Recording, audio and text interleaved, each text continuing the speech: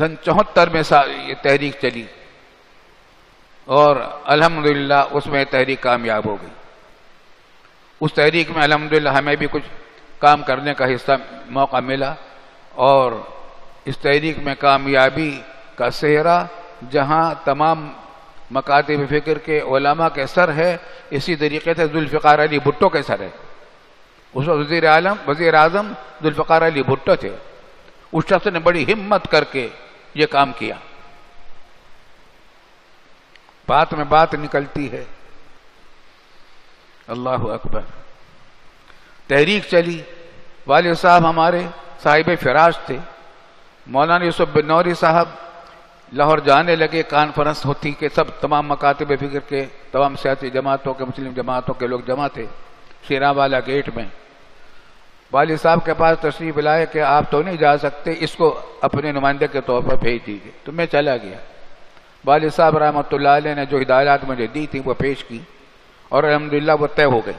سب نے وہ بات مان لی، اور وہ یہ تھی کہ تحریک کو پرامن رکھا جائے، تشدد نہ کیا جائے. اس تحریک کا رخ حکومت کے خلاف نہ کرو، قادیانیوں کے خلاف کرو. حکومت کے خلاف نہیں ہونا چاہیے. اور اس تحریک کو صرف سیاسی تحریک نہ بنانے دیا جائے،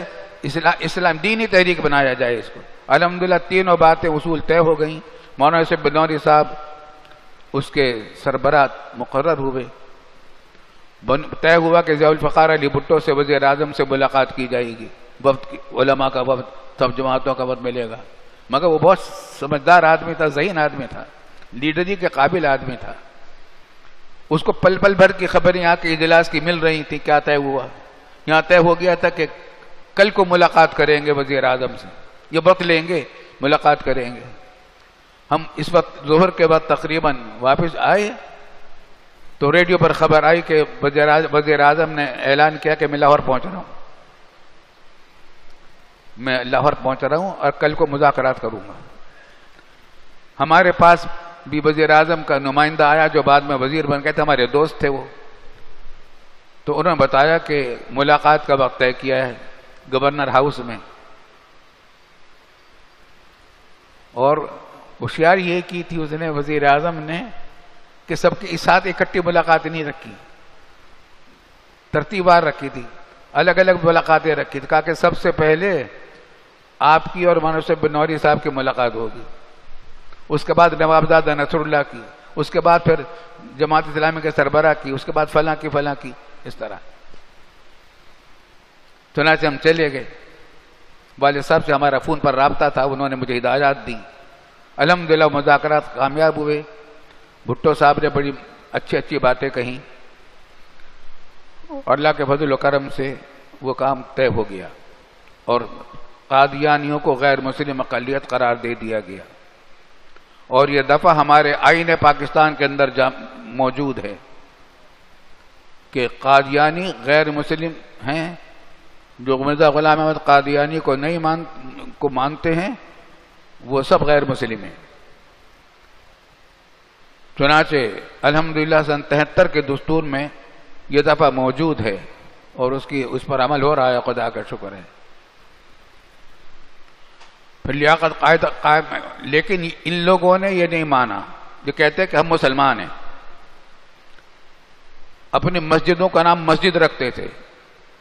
ضیاء الحق مرحوم نے اپنے زمانے میں ان پر پابندی لگا دی کہ تمہیں اپنے آپ کو مسلمان کہنے کی اجازت نہیں ہے، اپنی عبادت گاہوں کو مسجد کہنے کی اجازت نہیں ہے. ان کے جو لیڈر تھے یہاں سے واپس چلے گئے، یہاں سے کوچ کر گئے، برطانیہ میں جا کر اپنا مرکز قائم کیا. اور الحمدللہ اس وقت سے یہ مسئلہ بالکل طے شدہ ہے، اور ایک بالکل غیر مسلم اقلیت ہے. اب حال میں ایک بات ہو رہی ہے. اس وقت ہمارا مطالبہ تھا پوری امت مسلمہ کا کہ ان کو کلیدی عہدوں سے برطرف کیا جائے، بڑے بڑے عہدوں سے ان کو معزول کیا جائے. چنانچہ ضیاء الحق صاحب کے زمانے میں یہ کام بڑے پیمانے پر ہوا، عہدوں پر نہیں رکھا گیا جاتا. اور اگر کوئی تھا چھپے چھپائی تھا، کھلم کھلا نہیں تھا. لیکن الحمدللہ اس پر اطمینان بھی چلا آ رہا ہے. مجھ سے ابو ظبی کی ایک کانفرنس میں وہیں کے کچھ لوگوں نے مجھ سے پوچھا، کانفرنس بغیر عالمی کانفرنس تھی، کہ آپ کے ہاں قادیانیوں پر ظلم کیا جاتا ہے۔ میں نے کہا بھئی کیا ظلم کیا جاتا ہے؟ کہ ان کو اپنی مسجدیں بنانے کی اجازت نہیں ہے، حالانکہ وہ اقلیت ہیں اور اقلیتوں کے حقوق ہوتے ہیں۔ میں نے کہا یہی تو بات ہے، اسلام میں اقلیتوں کے بہت حقوق رکھے ہیں، شہری حقوق تقریباً وہی ہیں جو تمام مسلمانوں کے حقوق ہوتے ہیں، ہندوؤں کے، عیسائیوں کے، کوئی بھی مذہب کا کافر ہو،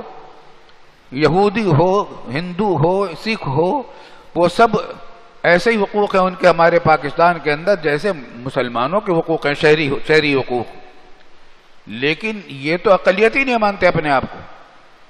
یہ کہتے ہم اقلیت نہیں ہیں، ہم مسلمان ہیں۔ اس کا مطلب یہ کہ 77 کے دستور کو نہیں مانتے۔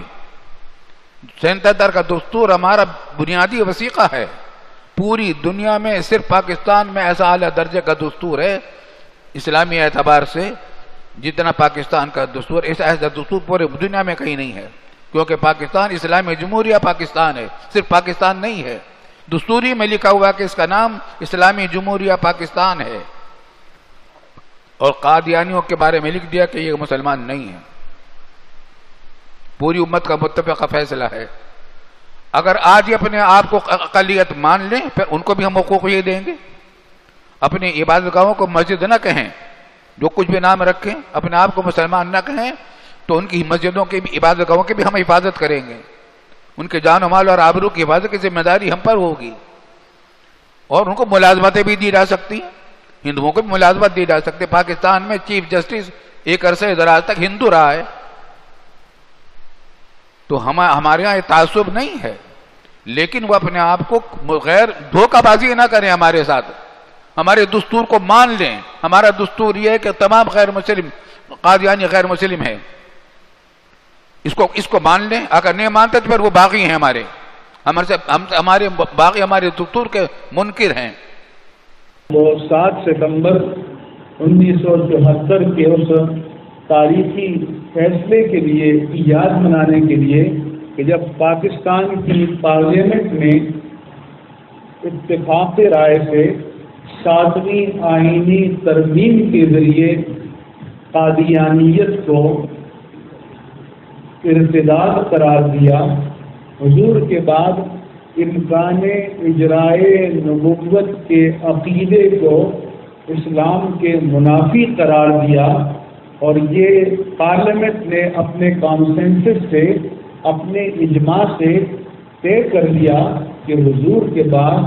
کوئی نبوت کا دعویٰ کرنے والا ہو،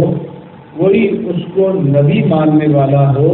یا کوئی اس مدعی نبوت کو مجدد ماننے والا ہو، یا مجدد بھی چھوڑیے کوئی اسے مسلمان بھی کہے تو وہ بھی اسلام سے خارج ہو جائے گا۔ یہ ہمارا بنیادی عقیدہ ہے، اور جناب صدیق اکبر رضی اللہ تعالی عنہ کی خلافت کے بعد یہ تاریخ اسلام میں پہلا ایک اعزاز ہے پاکستان کی پارلیمنٹ کا کہ پارلیمنٹ نے دستوری طور پر، آئینی طور پر، قانونی طور پر انکار ختم نبوت کو ارتداد قرار دیا، اور اس اعزاز کے جو اصل محرک ہیں وہ ہمارے قائد اہل سنت، امام اہل سنت اور جمعیت علماء پاکستان کے صدر اور اہل سنت و جماعت کے غیر متنازع قائد علامہ شاہ احمد نورانی صدیقی رحمہ اللہ تعالی۔ 7 ستمبر 1974 نے ہمارے ایمان کی سرحدوں کی دفاع کو تازہ اور تبندہ کر دیا۔ حضرات گرامی قدر، ایک وقت تھا جب منکرین ختم نبوت اسلام کی صفوں میں چھپ چھپ کر من شر الوسواس الخناس کی طرح چھپ چھپ کر ہمارے عقیدے اور ایمان کے اوپر ڈاکہ ڈالنے کی کوشش کیا کرتے تھے۔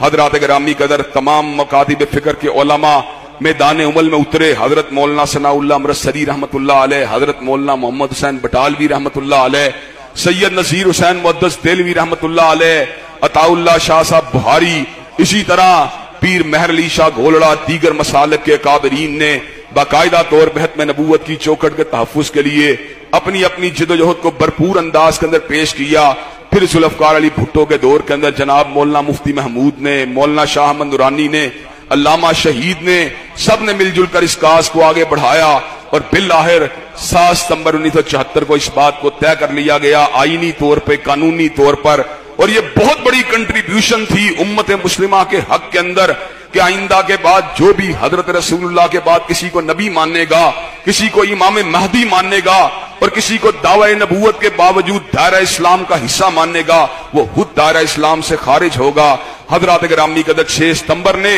جغرافیائی سرحدوں کی یاد کو تازہ کر دیا، اور 7 ستمبر نے ایمانیات کی سرحدوں کے دفاع کو زندہ و تابندہ کر دیا۔ حضرات گرامی قدر منکرین ختم نبوت اس پوری کی پوری شکست کے باوجود باز نہیں آئے، اور جس طرح سانپ جو ہے، زخمی سانپ ہمیشہ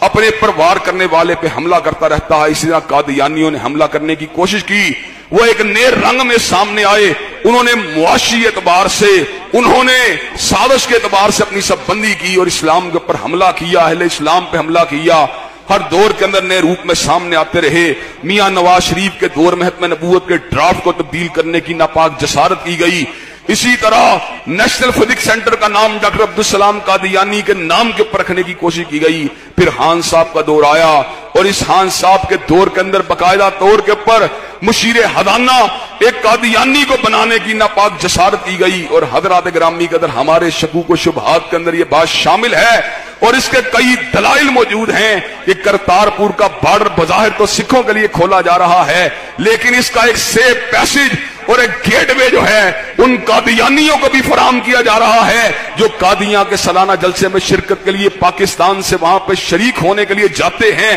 اور اس کو اپنا حج قرار دیتے ہیں۔ وہ قادیانی منحوس و ملعون جنہوں نے بیت اللہ الحرام مکہ اور مدینہ کو باقاعدہ طور کے پر ہدایت کا مرکز ماننے سے انکار کر کے قادیاں اور ربوہ کو اپنا مرکز حقیقی بنایا ہوا ہے، اور جنہوں نے یہ بات کہہ چکے ہیں اپنے لٹریچر کے اندر کہ مکہ اور مدینہ کی چھاتیوں کا دودھ خشک ہو چکا ہے، اب ہدایت اگر ملے گی تو قادیاں کے ذریعے ملے گی۔ حضرات گرامی قدر ان کو نوازنے کے لیے باقاعدہ طور پہ آج بھی پلاننگ کی جاتی ہے۔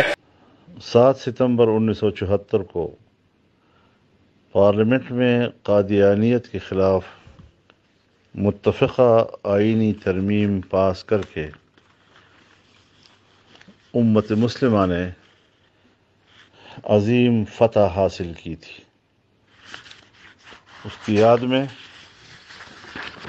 پوری قوم سے اپیل کرتا ہوں کہ 7 ستمبر تمام ضلعی ہیڈ کوارٹرز میں یوم ختم نبوت پورے جوش و جذبے کے ساتھ مناتے ہوئے اجتماعات کیے جائیں، مظاہرے کیے جائیں، اور اس تاریخی دن کو امت مسلمہ کے فتح کے طور پر منانے کا پورا اہتمام کیا جائے۔ 7 ستمبر 1974 یہ ہمارے ملک کا ایک سنہرا باب ہے، ہمارے ملک کا ایک یاد رکھنے والا دن ہے۔ ہمارے پاکستان کا ہی نہیں بلکہ پوری دنیا میں وہ شخص جو مسلمان ہیں، حضور اکرم صلی اللہ علیہ وسلم کی عقیدت مند ہیں، نبی کریم صلی اللہ علیہ وسلم کی ناموس پر اپنی جان اور مال لٹانے کو سعادت سمجھتے ہیں، ان کے لیے یہ نہ بھولنے والا دن ہے کہ جب مسلسل کئی دہائیوں کی محنت سے، کئی ایک خون پیش کر کے، جانوں کے نذرانے پیش کر کے، اور مسلسل جدوجہد اور محنت کے نتیجے میں وہ دن آیا کہ جب پاکستان کی قومی اسمبلی نے قادیانیوں کو، حضور اکرم صلی اللہ علیہ وسلم کی ختم نبوت کے منکرین کو غیر مسلم اقلیت قرار دیا۔ یہ ہمارے لیے یادگار دن بھی ہے، خوبصورت بھی ہے، اور نہ فراموش کرنے والا دن ہے۔ اس دن میں نبی کریم صلی اللہ علیہ وسلم کی ختم نبوت پہ ڈاکہ ڈالنے والے کو ہمیشہ کے لیے غیر مسلم اقلیت قرار دے دیا گیا۔ اس دن ایک قانون بن گیا ہے، آئین بن گیا ہے۔ اب آئین پاکستان کی روشنی میں وہ شخص جو مرزا غلام احمد قادیانی کو نبی سمجھتا ہے تو اس کو حق نہیں ہے خود کو مسلمان کہے، اپنی عبادت گاہ کو مسجد کا نام دے، لا الہ الا اللہ محمد الرسول اللہ صلی اللہ علیہ وسلم یہ کلمہ پڑھ کے کسی کو دھوکہ دے، اپنی عبادت گاہ پر اس کلمے کو لکھے اور اپنے اس دین جھوٹے اور باطل کی تبلیغ کرے، یہ کسی قادیانی کے لیے جائز نہیں۔ ہم نے جہاں 7 ستمبر ختم نبوت کا دن منانا ہے، وہاں ہم نے اس بات کا عزم بھی کرنا ہے کہ ہم ہمیشہ رسول اکرم صلی اللہ علیہ وسلم کی ختم نبوت کا پہرا دیں گے، حضور کی ناموس کا پہرا دیں گے، نبی کریم صلی اللہ علیہ وسلم کی ذات بابرکات کا ہم تحفظ کریں گے۔ 7 ستمبر ایک تاریخ ساز، عہد ساز اور تجدید وفا اور فتح مبین کا دن ہے۔ اسی تاریخ کو یعنی 7 ستمبر 1974 کو پاکستانی پارلیمنٹ کے دونوں ایوانوں کے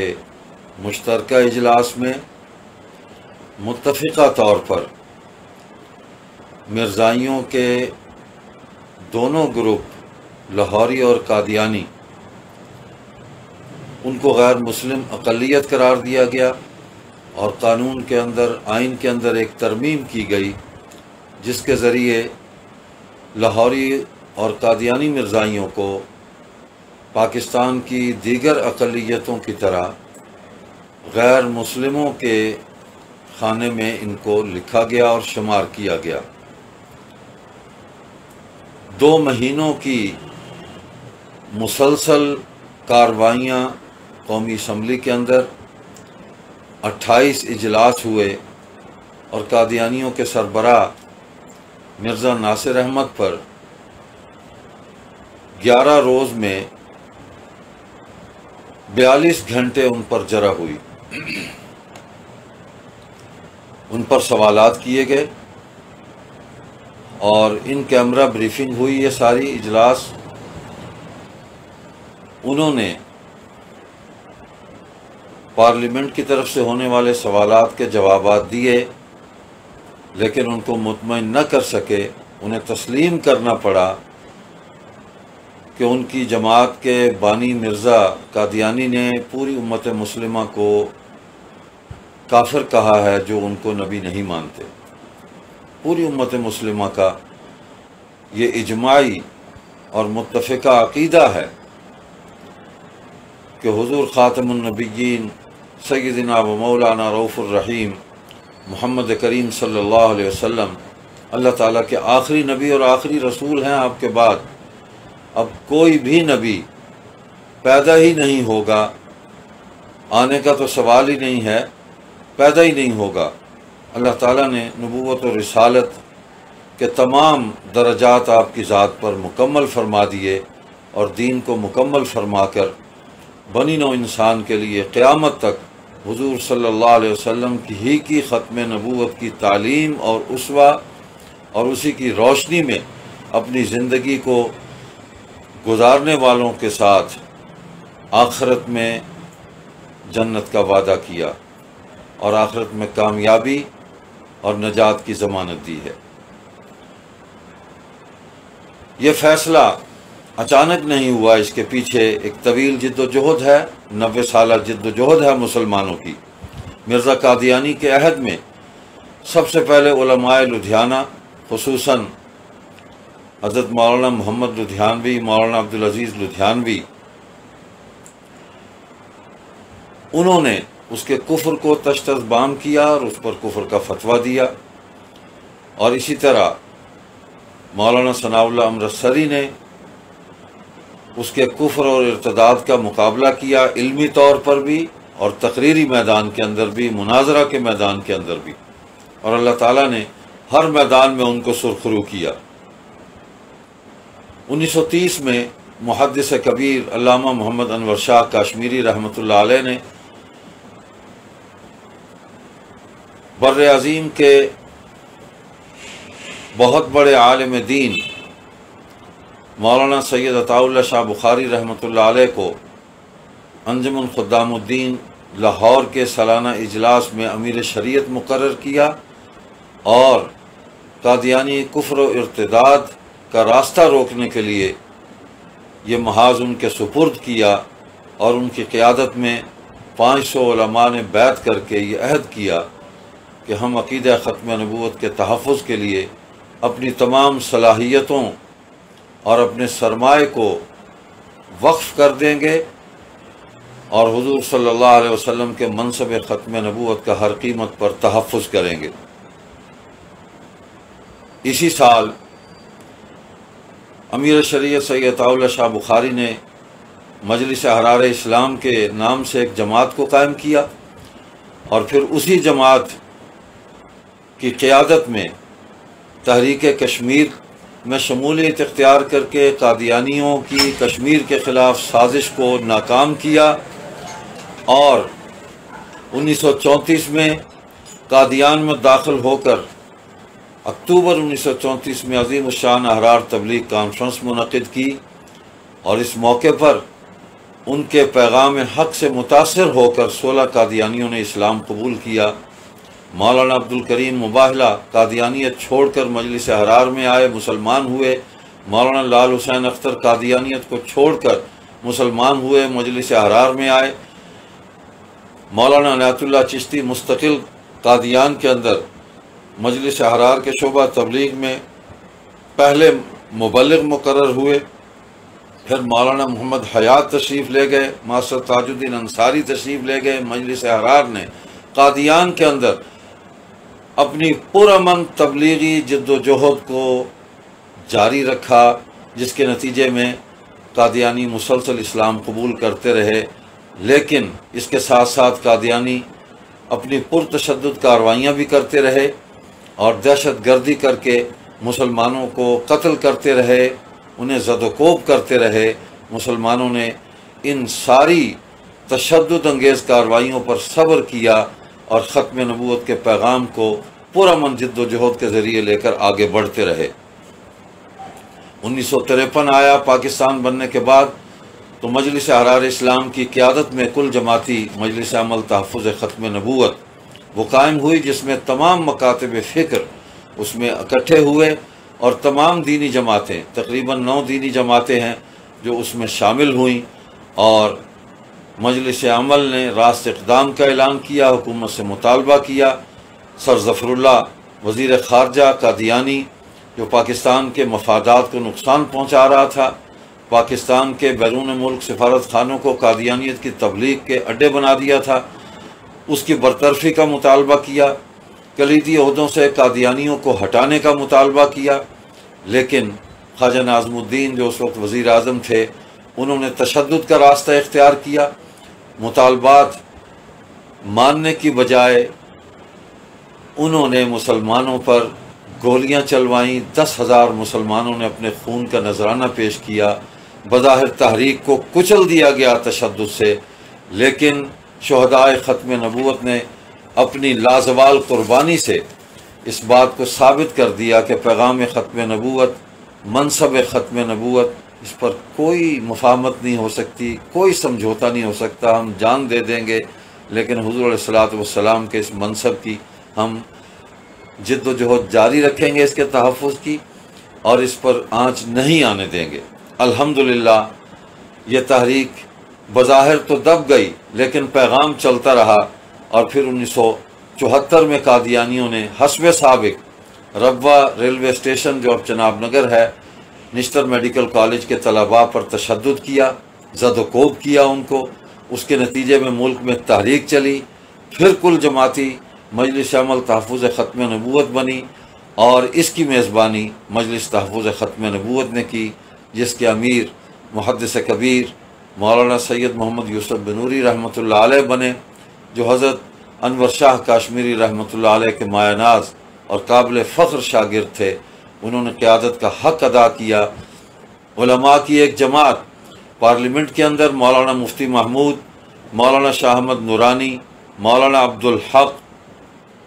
مولانا ظفر احمد انصاری، مولانا غلام غوث ہزاروی، پروفیسر عبدالغفور ان حضرات کی قیادت میں مولانا عبدالمصطفیٰ الازہری، شاہ فرید الحق، وہ وہاں پر ایک قانونی جد و جہد کر رہے تھے، اور عوامی میدان کے اندر حضرت مولانا محمد یوسف بنوری کی قیادت میں مولانا سید ابوذر بخاری جانشین امیر شریعت اور نوابزادہ نصر اللہ خان، میاں طفیل محمد، مولانا عبدالقادر روپڑی، علامہ احسان اللہ ظہیر، یہ حضرات اور دیگر بہت سارے علماء، تفصیل میں جائیں تو بہت زیادہ یہ وسیع ہو جائے گا مضمون، تو سب نے مل کر ایک جد و جہد کی، اور جس کے نتیجے میں وزیر اعظم اس وقت کے جناب ذوالفقار علی بھٹو مرحوم نے قومی اسمبلی کے اندر اس مسئلے کو اٹھایا، ایک کمیٹی بنی، اس میں بحث ہوئی اور طویل بحث ہوئی، اور اس قومی اسمبلی کے اجلاس کے اندر قادیانی سربراہ مرزا ناصر شریک ہوئے، ان پر جرح ہوئی، انہوں نے جوابات دیے، مطمئن نہ کر سکے، بالآخر 7 ستمبر 1974 کو قومی اسمبلی میں دونوں پارلیمان کے ایوانوں نے متفقہ طور پر قادیانیوں کے دونوں گروپس، لاہوری اور قادیانی گروپس کو غیر مسلم اقلیت قرار دے دیا گیا۔ آج قادیانی پوری دنیا کے اندر اور بیرون ملک لابنگ کر کے عالمی استعمار کو ساتھ ملا کے اس قانون کو ختم کروانا چاہتے ہیں، پارلیمنٹ کے اس فیصلے کو تہوبالا کرنا چاہتے ہیں، آئین کو ختم کرنا چاہتے ہیں، اس کے دعوے کر رہے ہیں، پاکستان کے خلاف سازشیں کر رہے ہیں، پاکستان پر دباؤ ڈلوا رہے ہیں۔ تو ان سازشوں کا مقابلہ تبھی ہم کر سکتے ہیں جب ہم اپنے ملک کے آئین پر پوری دیانتداری کے ساتھ اور پوری قوت کے ساتھ اس پر عمل کریں اور موجودہ حکمران اس پر عمل کرائیں۔ آج کے پاکستان کے خلاف بھی آج کے ماحول میں قادیانی سازشیں کر رہے ہیں، اور برطانوی پارلیمنٹ کے اندر بھی پاکستان کے خلاف حالیہ دنوں میں ایک رپورٹ پیش کی انہوں نے، اور جس میں پاکستان کے اندر پرتشدد تمام کارروائیوں کا ذمہ دار جو ہے وہ پاکستانی ریاست کو قرار دیا گیا ہے کہ ریاست کی سرپرستی میں یہ ملک کے اندر سب کچھ ہو رہا ہے۔ تو حکومت پاکستان کو اس طرف توجہ کرنی چاہیے۔ علامہ اقبال مصور پاکستان نے تو 100 سال پہلے کہا تھا کہ قادیانی اسلام اور وطن دونوں کے غدار ہیں، تو آج انہوں نے ثابت کر دیا اپنے عمل سے کہ وہ پاکستان کے خلاف جو سازشیں کر رہے ہیں وہ پاکستان سے غداری کا مظاہرہ کر رہے ہیں۔ تو ہم قادیانیوں سے بھی کہتے ہیں کہ ہم ذاتی طور پر تمہارے دشمن نہیں ہیں، ہم جو عقیدہ تم نے لوگوں کے سامنے پیش کیا کہ مرزا قادیانی کی اس کی فکر کے مطابق پوری دنیا کے مسلمانوں کو، امت مسلمہ کو کافر قرار دیا ہے آپ امت کے دائرے سے خود باہر نکلے، ہم تمہیں دعوت دیتے ہیں محبت سے، امن سے، کہ اسلام کے اس نورانی اور روشن دائرے کے اندر واپس تشریف لے آئیں اور ہمارے بھائی بن کر اس ملک اور قوم کی بہترین خدمت کریں اور آخرت کے اندر حضور صلی اللہ علیہ وسلم کی شفاعت کے مستحق بنیں۔ تو اس وقت ضرورت ہے جن امور کی کہ عوام کو قادیانی عقائد سے باخبر کیا جائے، اور یہ جد و جہد جاری رہے گی۔ جتنی مرضی سازشیں یہ کر لیں، اس جد و جہد کو دنیا کی کوئی طاقت نہیں روک سکتی۔ ہمارا ایمان ہے، ہمارا عقیدہ ہے۔ اور دوسری بات کہ قادیانیوں کو اور دیگر غیر مسلموں کو اسلام کا پرامن جو پیغام ہے، جو اس کی دعوت ہے، اس کو عام کرنا، اس کی دعوت دینا اور ان کو اسلام کی روشنی میں لانا، اس کام کو ہم پوری قوت کے ساتھ، اپنے شعوری کوششوں کے ساتھ اس کام کو ہم جاری رکھیں گے۔ مجلس احرار اسلام تحریک ختم نبوت کی بانی جماعت ہے۔ انشاءاللہ 7 ستمبر کو پورے ملک کے اندر حسب سابق مجلس احرار اسلام کے تمام مراکز اور دفاتر اور مساجد کے اندر، مدارس کے اندر 7 ستمبر کو اجتماعات ہوں گے، اور پاکستان کی اس وقت کی پارلیمنٹ کو ہم خراج تحسین پیش کریں گے، اپنی ساری قیادت کو خراج تحسین پیش کریں گے۔ شہدائے ختم نبوت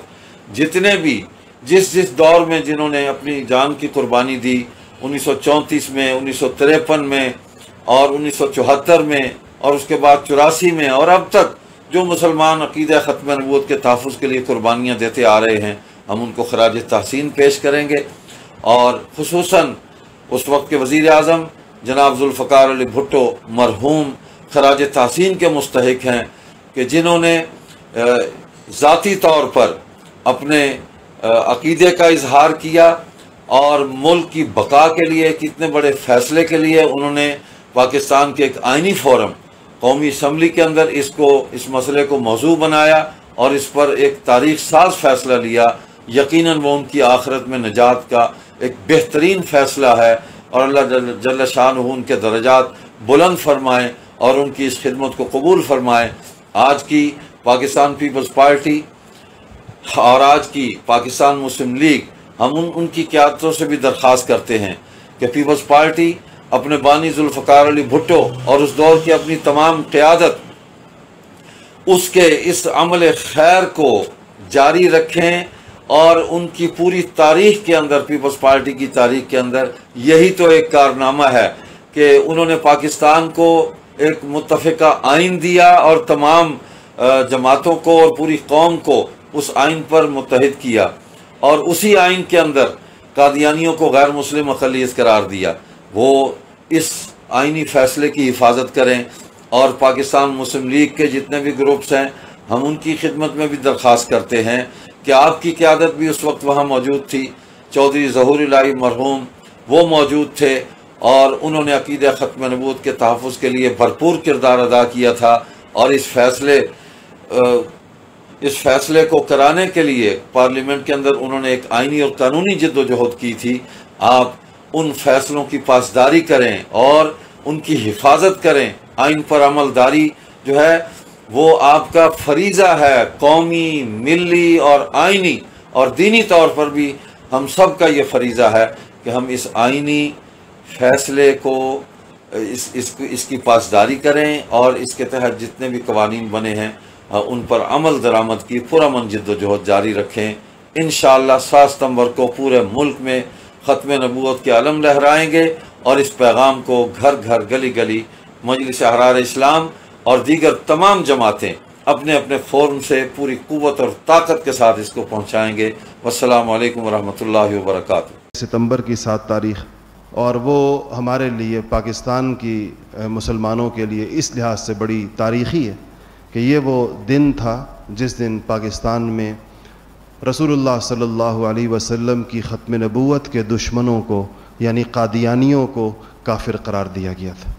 تو 1974 غالباً 1974،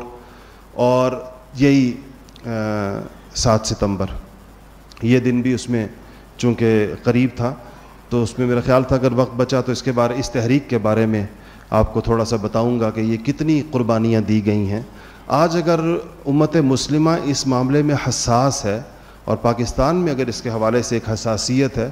تو ہمارے حکمرانوں کو اس حساسیت کو سمجھنا چاہیے۔ ہر دور میں کوئی نہ کوئی چھیڑخانی اس قوانین کے حوالے سے، ان مسائل میں ان لوگوں کو بلا وجہ مشتعل کرنے کا باعث بنتی رہتی ہے۔ یہ قانون ایسے آسانی کے ساتھ نہیں بنا تھا، اور جو لوگ یعنی ظاہر بات ہے کہ ہم نے تو وہ دور نہیں دیکھا، ہماری پیدائش سے پہلے کی باتیں پڑھا ضرور ہے ہم نے اس کو، لیکن شاید اس مجلس میں کچھ ایسے بزرگ ضرور بیٹھے ہوئے ہوں اس عمر کے لوگ جنہوں نے تحریک ختم نبوت کو دیکھا ہوگا، یا انہوں نے کم سے کم اس کی خبریں سنی ہوں گی اس دور کو، کہ وہ بڑی جس کو کہنا چاہیے طویل تاریخ تھی، ایک پوری تحریک تھی، اور بڑے ملک کے طول و عرض میں اس پر، حالانکہ ایک اسلامی ملک تھا پاکستان، اور ایک اسلامی ملک میں اس بات کے جو لوگ رسول اللہ صلی اللہ علیہ وسلم کو خاتم النبیین نہیں مانتے اور کسی اور شخص کو نبی مانتے ہیں آپ کے بعد، یہ اس کو بتانے کے لیے یا اس کو قانون کا حصہ بنانے کے لیے اتنی جانوں کا نذرانہ کیوں پیش کرنا پڑا،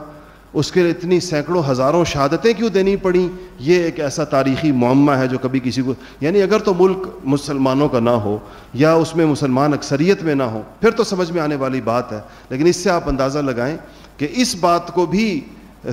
ملکی قانون کا حصہ بنانے میں،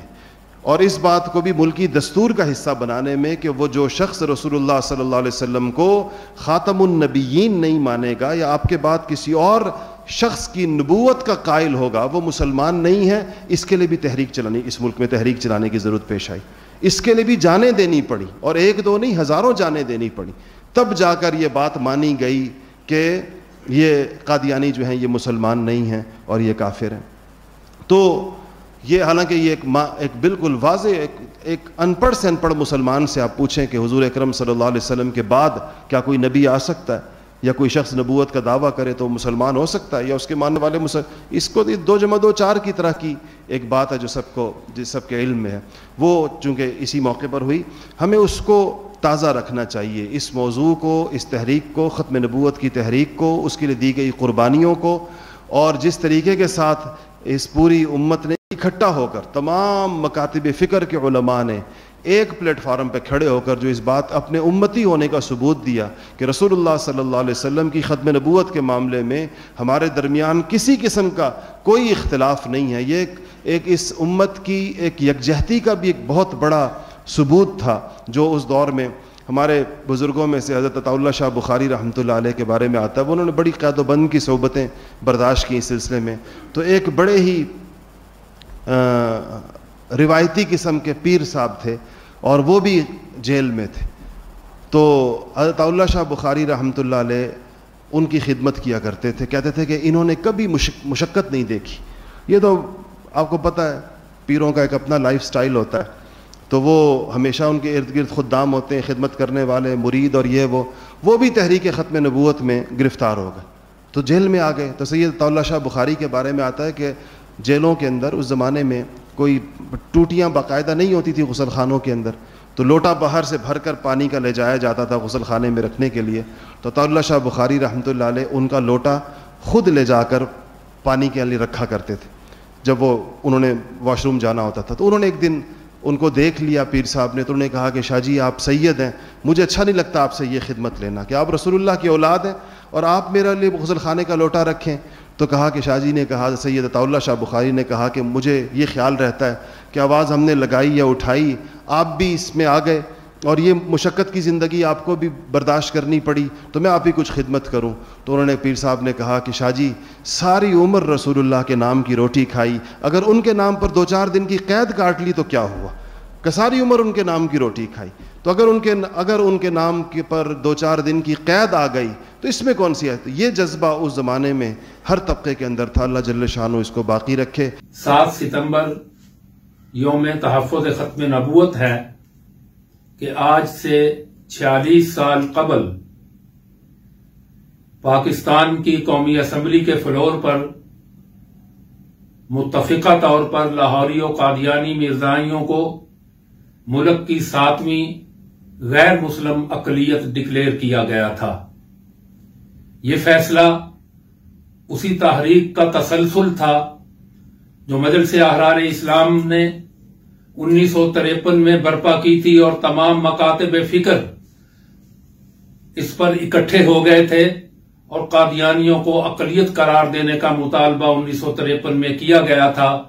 جس کو اس وقت کے حکمرانوں نے یہ کہہ کر تحریک کو کچل دیا تھا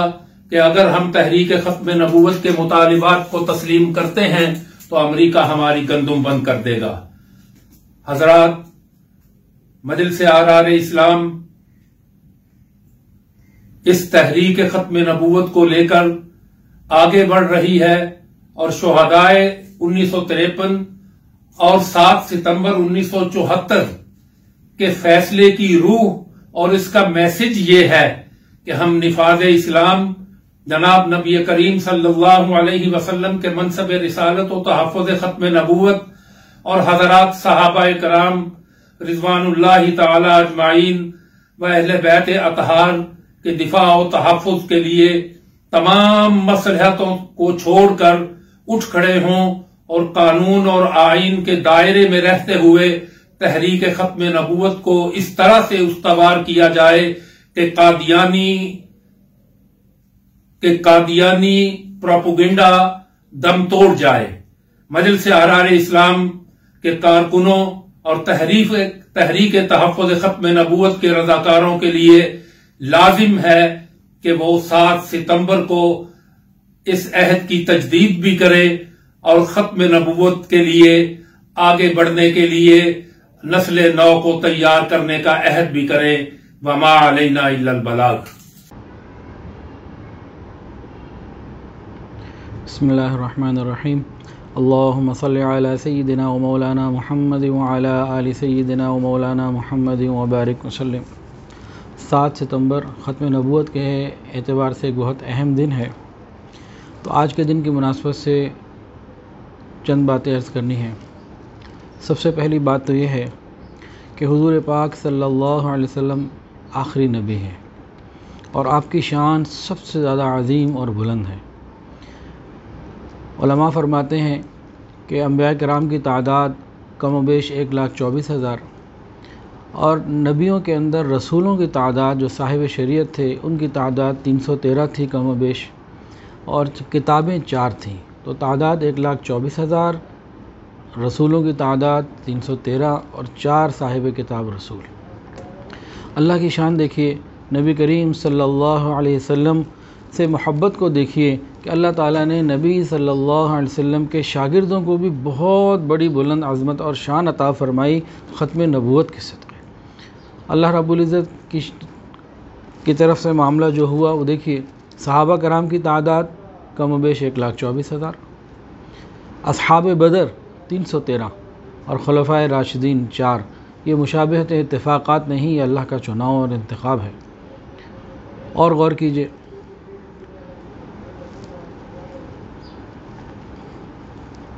انبیاء کرام علیہ السلام سب کے سب بڑی شان والے، اور ہمارے آقا حضرت محمد مصطفیٰ صلی اللہ علیہ وسلم بہت بڑی شان والے۔ بہت کچھ عظمت انبیاء کو اللہ نے عطا فرمائی، لیکن ایک خاص عظمت اور ایک خاص نعمت اللہ تعالیٰ نے انبیاء کو یہ عطا فرمائی کہ ان کے امتیوں کو فرمایا کہ جو ان کی اتباع کرے گا اس کے ساتھ اللہ کے بہت سارے وعدے ہیں، لیکن 3 وعدے بہت زیادہ واضح ہیں، بہت اہم کہہ لیجئے۔ انبیاء کی اتباع کرنے والوں کے لیے 3 وعدے بہت اہم فرمائے۔ نمبر 1، رضی اللہ عنہم ورضوا عنہ، اللہ ان سے راضی ہو جاتے ہیں، وہ اللہ سے راضی ہو جاتے ہیں۔ دوسری بات، جنت کا وعدہ ان کے ساتھ کر لیا جاتا ہے۔ اور تیسری بات، انہیں کامیابی اور عظیم کامیابی دے دی جاتی ہے۔ تو ہر نبی کی اتباع میں یہ خاص شان اور برکت ہے کہ ان کی اتباع کرنے والوں کو سے اللہ، ہر نبی کی اتباع میں یہ خاص شان اور برکت اللہ نے رکھی کہ ان کی اتباع کرنے والوں کو جنت بھی ملی، اللہ کی رضا بھی ملی اور بڑی عظیم کامیابی بھی ملی۔ تو اصل کے اندر تو یہ شان انبیاء کی تھی، لیکن ختم نبوت کے صدقے حضور پاک صلی اللہ علیہ وسلم کی جو اللہ سے محبت تھی، اللہ نے آپ کے خدام کو، آپ کے شاگردوں کو بھی یہی عظمت اور شان یہ والی بھی عطا فرمائی اور خوب عطا فرمائی۔ قرآن مجید میں 11ویں سپارے کے دوسرے رکوع میں کھولیے، اللہ فرماتے ہیں والسابقون الاولون من المہاجرین والانصار والذین اتبعوہم بإحسان۔ جو شان انبیاء کی بھی بیان ہوئی، وہی شان اس آیت قرآن میں صحابہ کے اللہ فرما رہے ہیں کہ قیامت تک آنے والوں میں جو احسان کے ساتھ، اچھے طریقے ساتھ، قیامت تک آنے والوں میں جو احسان کے ساتھ، احسن طریقے کے ساتھ میرے نبی کے پیارے پیارے صحابہ کی اتباع کرے گا، اس کے ساتھ بھی اس آیت میں یہی 3 وعدے فرمائے گئے، رضی اللہ عنہم ورضوا عنہ وأعد لهم جنات ذلک الفوز العظیم۔ جنت کا وعدہ، اپنی رضا کا وعدہ اور کامیابی کا وعدہ۔ یہ نبی علیہ السلام کی برکت اور ختم نبوت کی برکت ہے کہ اللہ نے اپنے محبوب کے ساتھیوں کو بھی یہ نعمت عطا فرمائی۔ تو یہ قرآن سے دلیل اور حدیث سے بھی دلیل، حدیث مبارکہ کے اندر یہ بات موجود ہے۔ ایک مرتبہ ایک صحابی نے پوچھا، یا رسول اللہ، اتنے فرقے ہو جائیں گے تو نجات پانے والا کون سا ہوگا جو نجات پا جائے؟ تو فرمایا، ما انا علیہ و اصحابی، جو میرے اور میرے صحابہ کے طریقے پہ چلے گا، جو میرے اور میرے صحابہ کے طریقے پہ چلے گا۔ یعنی اتباع کی شان کی جو برکتیں اللہ نے اپنے نبیوں کے ساتھ رکھی، وہ صحابہ کو بھی وہ عظمت اور شان عطا فرمائی۔ صحابہ ہیں، نبی نہیں، لیکن اس میں شان اللہ نے وہی عطا فرمائی ہے، اور یہ ختم نبوت کی برکت سے ہے۔ اور ایک آخری بات کر کے بات کو مکمل کرتا ہوں۔ قرآن مجید میں جگہ جگہ، بالخصوص سورہ اعراف میں دیکھ لیجئے، اللہ تعالیٰ نے حضرت نوح علیہ السلام کا، حضرت ہود علیہ السلام کا، حضرت صالح علیہ السلام کا، انبیاء کرام کا ذکر فرما کے آخر میں جو واقعات کو ذکر فرما کے آخر میں جو سمری دی ہے، رزلٹ دیا ہے، وہ کیا ہے کہ یہ نبی بھی نجات پا گئے، اور والذین آمنوا معہ، والذین آمنوا معہ، ہر نبی کے ساتھ یہ بتایا کہ وہ نبی بھی نجات پانے والوں میں سے ہو گئے، وہ تو ویسے ہی نجات یافتہ تھے، لیکن ان کے تمام صحابہ وہ بھی نجات پانے والے میں ہو گئے۔ قیامت کے دن ہر نبی اپنے اپنے صحابہ کے ساتھ جنت میں ہوں گے، اور حضور پاک صلی اللہ علیہ وسلم بھی اپنے صحابہ کے ساتھ جنت کے اعلیٰ مقام پر ہوں گے۔ وآخر دعوانا ان الحمد للہ رب العالمین۔